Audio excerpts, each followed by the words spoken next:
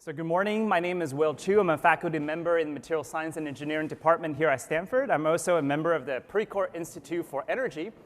And it is a great pleasure and honor to moderate this next session on energy storage and conversion. It's really a great pleasure to introduce some of my colleagues in this area and learn about their research. So I was asked by GCEP to give a quick overview. This is really a difficult task because energy storage conversion is such a vast topic. So it really presents it's a really difficult one to think about how to organize and tie the talks together. So I'll give it my best shot here. So I like to say that electrochemistry and electrochemical process is at the heart of carbon neutral energy cycle. But my colleague and friend Mike McGee told me it's really not a good idea to think about electrochemistry as the heart, because it's not just doing the job of circulating, say, your energy carrier. He encouraged me to think of electrochemistry as fat or producing fat. So I think that's a really interesting way to think about the biological analog of electrochemistry. Needless to say, what is really important is that electrochemistry plays a role almost in all aspects of energy storage conversion. So what I have here, it is a quick slide overviewing some of the technology being pursued here at GCEP, looking at a carbon neutral cycle that starts with the sun. You can also start with other forms of energy. This is just one example. What I want to highlight here is there are 4 elements to a carbon neutral energy cycle, starting with capture, storage, delivery, and utilization. And what we will hear about today from 3 speakers are electrochemistry and electrochemically active materials for energy storage in the form of batteries, for the conversion of water to hydrogen and oxygen. So we can also view that as a storage process as you have a dispatchable fuel, such as hydrogen. Then after all this fuel is made, you have to have some way to convert it back to electricity, and that is the fuel cell aspect of the energy conversion cycle. So you'll learn about how critical materials are for enabling high efficiency, low cost energy storage conversion in these 3 areas. So I thought it was fun to think about where things are at today. And I made these 2 plots, one for energy storage and the other one for electrocatalysis. The left plot basically shows you the inevitable trend that we're trying to battle. If you look at energy storage such as batteries, on the y-axis you have reversibility, so this is the number of times you can recharge your battery. And on x-axis you have energy density. It's almost always, as you increase the energy density, the reversibility falls. This is the battle that we're trying to fight. What you will hear from Zhenan and Hongjie are new material approaches to reverse the trend. So how do we increase the energy density and at the same time increase the reversibility or the rechargeability of the system? And this really underpins one of the greatest challenges with energy storage. In energy conversion, for example, in electrocatalysis for dissociating water into hydrogen and oxygen with electricity, you're also faced with a very similar challenge. The x-axis is the activity, so how good the catalyst is, and the y-axis is stability. So inevitably, as you increase the stability of the material, as you increase the activity of the material, you decrease the stability. And what you'll hear from Hongjie and Reggie is developing material that goes the other way. So can we increase the activity, but while maintaining excellent stability? So you'll see that in the y-axis, this really concerns with the efficiency, scalability, and cost of energy conversion and storage. So we can do a lot in the x-axis, but y-axis is the key challenge here. We have Professor Hongjie Dai from the Department of Chemistry here at Stanford. And Professor Dai is very well known for his pioneering work in carbon nanotubes, but in recent years he has been expanding into the areas of nanomaterials for energy storage conversion. And over the past few years has developed a new material for battery, new material for electrocatalysis, new material for water splitting, some of them under the support of GCEP. And today he's going to take us through a journey looking at some of these materials and how nanostructuring it can really lead to interesting new property in terms of the efficiency, stability, and reversibility of these materials. Hongjie, please. Okay, good morning. I'd like to thank Will for the great introduction and GCEP for the invitation. My group really came from materials chemistry and physics angle. to study energy problems. So I'd like to tell you the work that's going on, after we spend a lot of time working on carbon nanotubes and see how novel carbon nanomaterials can be useful to expanding from carbon to new kinds of materials and for electrocatalysis and battery. So I'm sure this really doesn't need a lot of introduction, but I think everyone working in this field is really to look at ways to harvest energy from nature, using them in a very meaningful way to improve our society. So you really would like to have materials or devices that can harvest the solar energy, so you can have very good solar cells, so you can have electricity from the sun.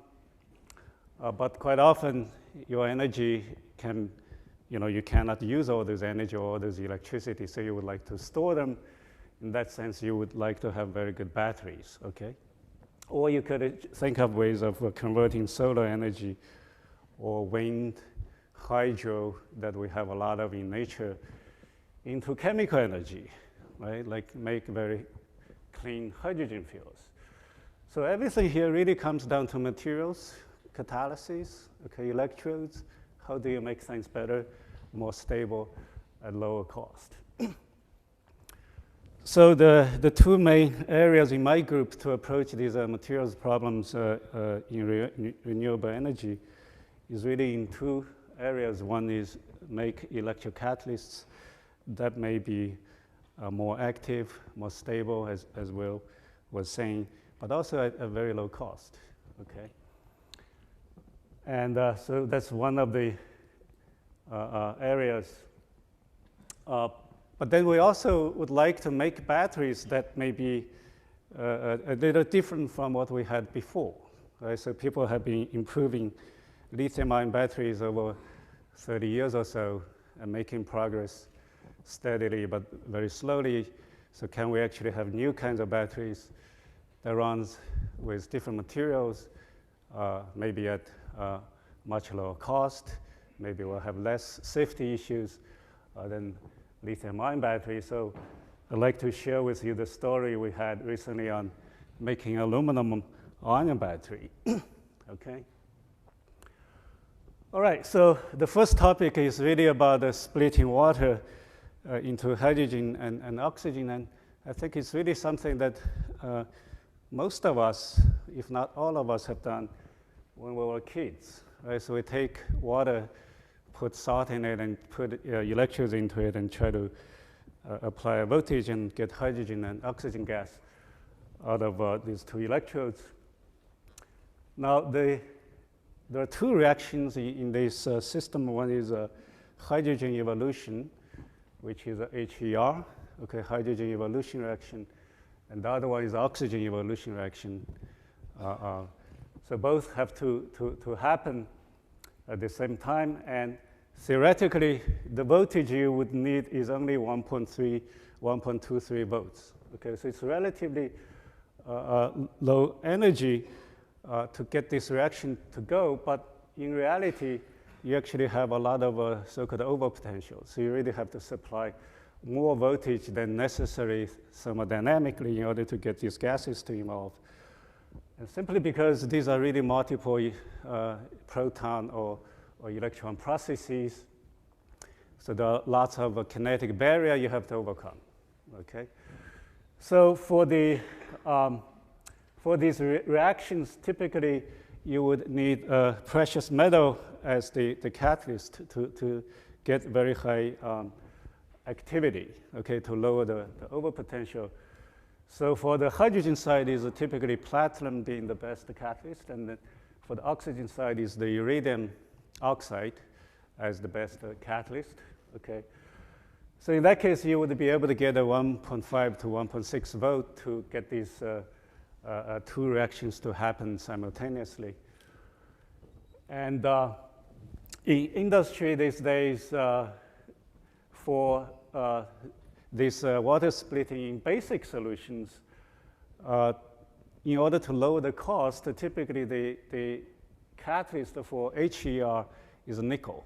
Okay, nickel is very abundant and low cost. And then the electrode for oxygen is a stainless steel, which is also quite abundant and quite low cost. But the caveat is that activity is quite limited. So you would need high voltage, like 1.8 or even 2.2, 2.3 volt, in order to have large amounts of hydrogen and oxygen. So we would like to have cheap and scalable catalysts, okay, so that you can get water to split at very high energy efficiency. It doesn't make a lot of sense if you really had to use a lot of electricity to make hydrogen, okay, with a low efficiency. So my group over the past 3 years have identified a few materials that are pretty active for water splitting reactions. So this compound here is called a layered double hydroxide. Okay, this, by the way, has a series of compounds. There are many LDHs out of different kinds of transition metals you can make. Okay, people have been studying LDH for decades for a lot of scientific or engineering applications. But rarely people tried using this class of material for electrocatalysis. So a few years ago, we stumbled onto this material. So this really is like, if you're familiar with the graphene, it's very similar to that, but it's an inorganic version of it. So you have these sheets of hydroxides that's stacked together, and you can make very thin plates of them. And you see these octahedrons really just have nickel in the middle, or some of them would have iron 3+ in the middle as dopants, okay? So this, by the way, was grown, these plates were grown on carbon nanotubes because we would like to have a network of carbon so that the material is very conducting, so it gives us even better activity. So they would look like this. Okay, the nanotubes are swiggly, and you have these very thin plates sitting on the tubes. And now if you look at the activity to produce oxygen, it's actually quite good. So the red curve here is the current associated with oxygen production. And you can see the voltage needed is actually lower than uridium. Okay, uridium is the gold standard for OER. Okay, it's more active than uridium in basic solutions. This in KOH solution. And what's more important is it's also quite stable. So this is a constant current curve. You can see with the LDH, it's actually the voltage you need to produce oxygen is stable. Okay, it doesn't decay. But for iridium, it actually decays. So there's a stability problem for iridium. So this is really quite active. It's not quite 1.23 volt. Okay, you still have 200 millivolt, 250 millivolt over potential because it's a 4-electron process. So there's a lot of kinetic barrier. So this, after it's published 2 years ago, it's actually very quickly reproduced by many groups in the world, including prominent groups like Michael Gretzel, and they made LDH exactly like ours, and found that this material is good for oxygen evolution, but also it's quite active for hydrogen evolution. So you can actually use it on both sides to get hydrogen and oxygen out. And then also they were clever to put a very new solar cell, perovskite solar cell, to harvest the solar light and drive the hydrogen and oxygen production using the LDH electrodes, okay? Getting a very good efficiency of 12.3%. So what that means is that you take sunlight, 12.3% of it goes into producing hydrogen and oxygen, which is a fairly reasonable efficiency. okay? All right, now let's talk about the hydrogen side, okay? LDH is pretty good, but it can be better, okay? So we looked at this, this side, and many people have looked at it over the years, and the best is platinum in basic solutions or acidic solutions. And the hydrogen electrode is actually very important in the industry. I don't know if you're aware of it. Other than using it for electrolysis, which is to split water, people actually have been using it for decades to make chlorine gas, sodium hydroxide, okay? These are very important chemicals. So that's the so-called chloroalkali industry. So there's industry around us for that. So one side you produce chlorine, the other side you need to produce hydrogen. And this is extremely energy consuming process. Okay, it actually consumes about 8% of the electricity in the United States, 8%, just for this single reaction. So you do have a need actually to lower the energy cost or the overpotential for hydrogen evolution. And so far, in industry, nickel is the metal that's used for HER, okay, in basic solutions. So recently we found that you can actually do better than nickel, okay, if you make a material that contains nickel and nickel oxide, okay. So we identified a material that looks like this. It's basically look like nanoparticles, but it actually has nickel oxide. So the green part is oxidized nickel. Okay, it's like a shell on the outside. But then the middle, the red phase is actually metallic nickel. Okay, so you make these, what we call heterostructure. You have nickel oxide attached to nickel metal, okay? So this material turns out to be very, very active for hydrogen evolution reaction. And we have done theoretical calculations on that with collaborators. And what's happening, we believe, is actually when you do have hydrogen evolution, the hydrogen atom can actually attach to the metallic nickel side, okay? And then the OH groups, which are oxidizing species, they actually attach to the nickel oxide phase. So that boundary of nickel oxide is what we believe is the really active site for producing hydrogen. And now with these two electrodes, one for hydrogen and one for oxygen, you can do this experiment again as you did in high school, okay, and use two electrodes to produce gas bubbles.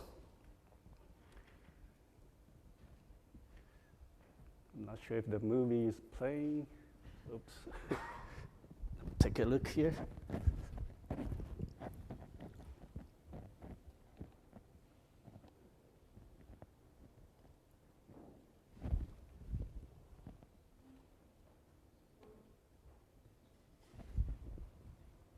Is it playing? Okay. Maybe there's some technical problems with the... Yeah. So you can see gas bubbles, right? Yes. So this now is only driven by a single alkaline battery. Okay, so it's 1.5 volts, which is not easy to do if you do it at home, okay? Typically, you would need at least 2 alkaline batteries to get to about 3 volts. Then you will see a lot of gas bubbles. And this is good because you're using very low-cost catalyst, right? So you're using nickel oxide, and iron. Okay, it's a very active and very stable electrode material. And more recently, we went a step ahead and coupled it with a very good solar cell, a gallium arsenide solar cell, okay? And we're able to achieve about 15% of efficiency.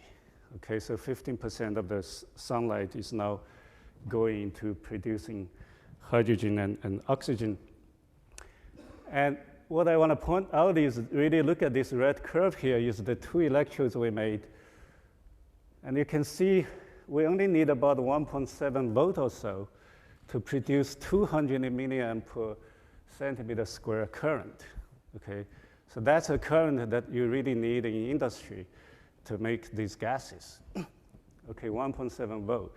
If you don't use this catalyst and use conventional ones, nickel and stainless steel, that's what you need.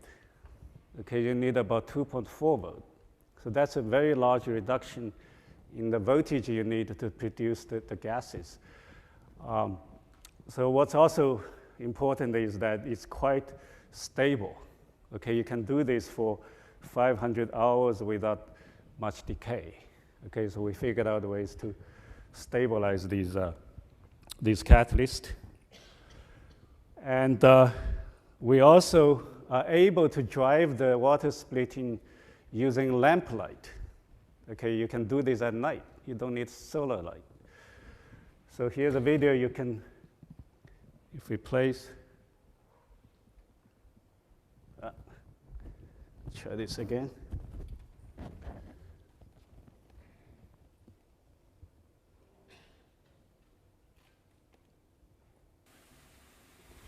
Yeah, so that's the solar cell. We're using a lamplight to shine light onto it, and then you can see the two electrodes here are doing their job. Okay, so you can make quite a bit of hydrogen and oxygen using lamplight. So what that means is that at night, if you have a lot of wasted light or straight light, you can somehow collect and feed them to these electrolyzers and make hydrogen and oxygen. Okay? All right. So we also have other types of catalysts for electrocatalysts for oxygen reduction reaction, which is useful for fuel cells. I don't want to go to a lot of details of this, but here's one, cobalt oxide on nanotube. It actually can be more active than platinum in basic solutions. Okay, so again, these are very simple materials, cheap materials that you can utilize to make a very active and stable catalyst. So let me switch gear to batteries very quickly here. One battery I want to mention is zinc air battery, which is the one that actually supported by GCEP. The reason we're working on zinc air battery is because it has very high energy density. Because if you oxidize zinc, you can get a lot of energy out, okay? But the challenge is, can you make it rechargeable and can you make it energy efficient? So there are a lot of issues with zinc air battery, but what we worked on was the electrocatalysis side, because we have good electrocatalyst, okay? So we use our electrocatalyst to increase the energy efficiency of a rechargeable zinc air battery. So this is our catalyst cobalt oxide on carbon nanotubes. This is our LDH nanotube for oxygen evolution. So you combine them and you use them for the zinc air battery, you get pretty good performance.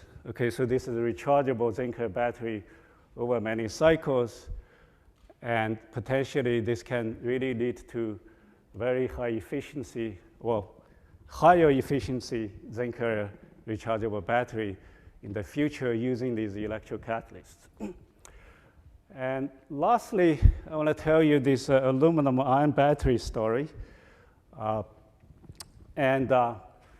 So this was a project we started about 2 years ago, and we had very low expectation at the time, but now it looks like we can actually make a pretty good battery using very abundant and low-cost materials, okay? So now you can actually take aluminum foil that you can buy from Safeway, okay?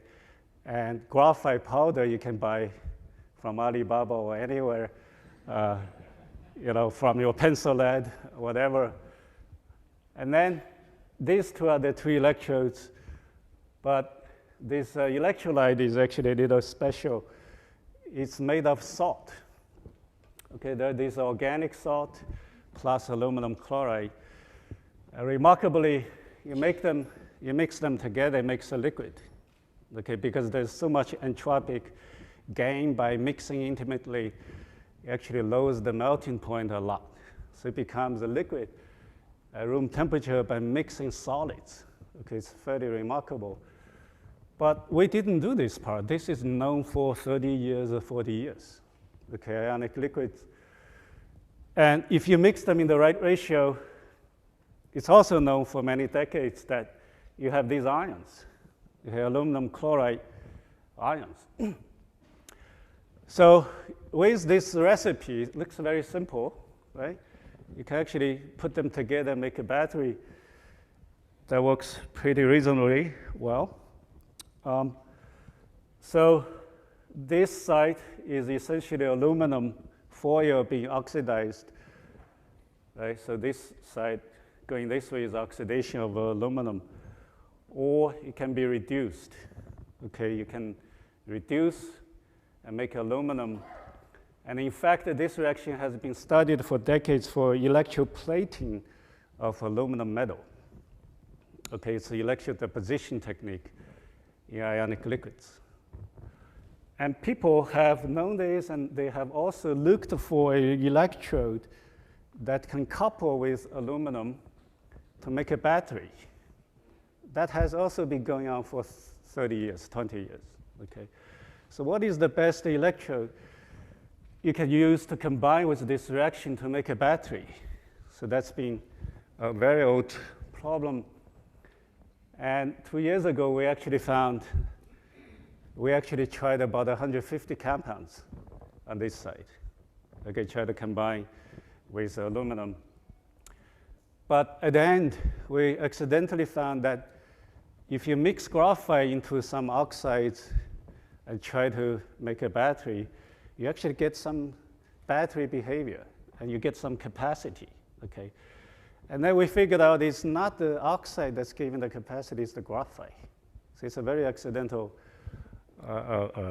result. Okay, we add graphite because we want to have conductivity on this other electrode.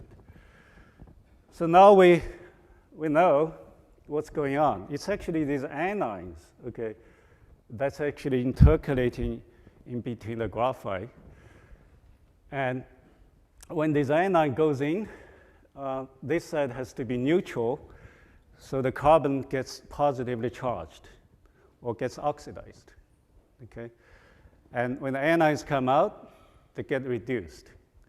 So it's a very classical redox reaction in electrochemistry, oxidation and reduction, and it's reversible. The intercalation here is reversible. Actually, it's reversible for thousands and even 10,000s of cycles. Okay, we have data now on that. And the voltage between these two redox couples is about 2 volts. Okay, it's not great. It's not as high as lithium-ion batteries, but it's 2 volts. Okay, it's enough to drive the water splitting we have in the lab. It's higher than alkaline battery. So that's the simple version of this battery, and you can see these charging and discharging curves to look at the intercalation process. The Coulombic efficiency is pretty good. We can get now to 99% okay. And cycle life is good. This is 200 cycles, but we have much higher cycle life data now. And the cathode capacity was low, was about 60-some milliamp hour per gram, and now it's up to about 100 milliamp hour per gram. Okay, by engineering the right graphite material, we're able to increase the energy density of this battery. And what's also interesting is that if you make the graphite side porous, okay, like in this case, we have these porous graphitic whiskers in the electrode. You can charge and discharge very quickly. Okay, so this is a very high current charging, and we can charge and discharge less than a minute. Okay, to get this battery to go. And the paper, the cycle life here is about 7,000 cycles, but now we have much longer data. Okay, and then we also have done X-ray diffraction studies to look at the anions going into the graphite for intercalation You can see the D-spacing gets expanded or compressed, and it's more or less reversible from the XRD. If you charge the graphite and burn it up, right, oxidize the carbon, you end up with aluminum oxide. It turns into aluminum oxide foam. You can do XPS to look at the oxidation of the carbon. So this is a pristine graphite. When it's charged, the N is in. Graphite is oxidized. You see that shoulder, that's the oxidation peak of carbon. And when you discharge it, it reverses. Okay, so a fairly reversible redox reaction. All right, so this is the battery, and I think some of the features I'd like to point out is the following. It really uses the most abundant things on Earth, right? Aluminum, carbon, we really have them in everyday life. So this is very friendly and very cheap, and aluminum is also safe. It doesn't combust as easily as lithium. And the ionic liquid is a little special. It's the most expensive part of the battery right now. But even with this ionic liquid, we can lower the price to about $20 per kilogram. Okay, the companies that quoting us this price. But we also have new data now in the lab. We can actually use new ionic liquids we haven't published. That's really dirt cheap. Okay, you can use something that's maybe a few bucks a kilogram to make this battery. Okay, so everything becomes very, very low cost. But it actually still have all those interesting features, including safety. It doesn't really burn as you drill through. We have videos for that, and it charges fast. You can charge in a minute, and you can discharge in 10 minutes or half an hour if you want. Okay, it cycles very well, up to 10,000 cycles. And this is the theoretical energy density, okay, 62 watt-hour per kilogram, including all these active species. So energy density-wise, it's not great.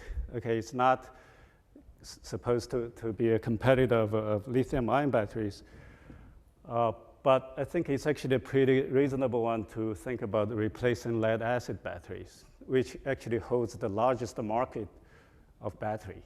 Okay, it's more market share than lithium-ion battery. So we hope that this can be useful in the future for grid storage. You could also think of having them at home, okay, because they're safe. They wouldn't catch fire as easily. And you could think about heavy mechanical tools using such a battery. All right, so that's my talk, and we are now actually having all those materials, and I think it's actually quite meaningful now to talk to potential partners in the industry, maybe some in the audience here. But we're already talking to some renewable energy companies who, for instance, have maybe windmills on the ocean because they have electricity, and then there's a lot of water around them. Okay, you can think of making hydrogen using the windmills, right? So we're talking to some of them. So you can make hydrogen with very high efficiency and using water that's very abundant, not necessarily fresh water, right? Fresh water we don't really have in California, right? But we have ocean around us.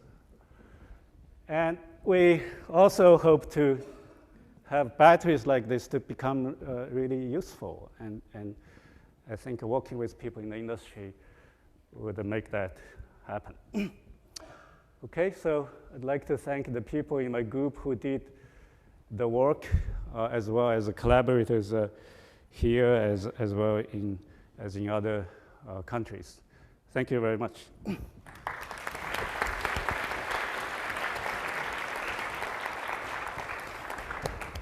Thank you, Hongjie. I think we have time for one quick question.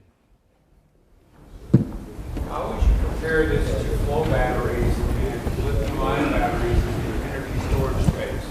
Because those would be, if you could replace those or do something considerably cheaper, we need an awful lot of grid storage. So that would be wonderful if you could do that. Yeah, I really think the low cost would be one of the major features of this battery. I don't really have all the cost analysis. It's such a new battery we're dealing with. But all we are trying to do is really to see what are the alternative or optimized components would be in this battery. And we're very excited, actually, as of yesterday, we had something that's much better and looks like much cheaper for the electrolyte. So. Okay, Hongjie, thank you again very much.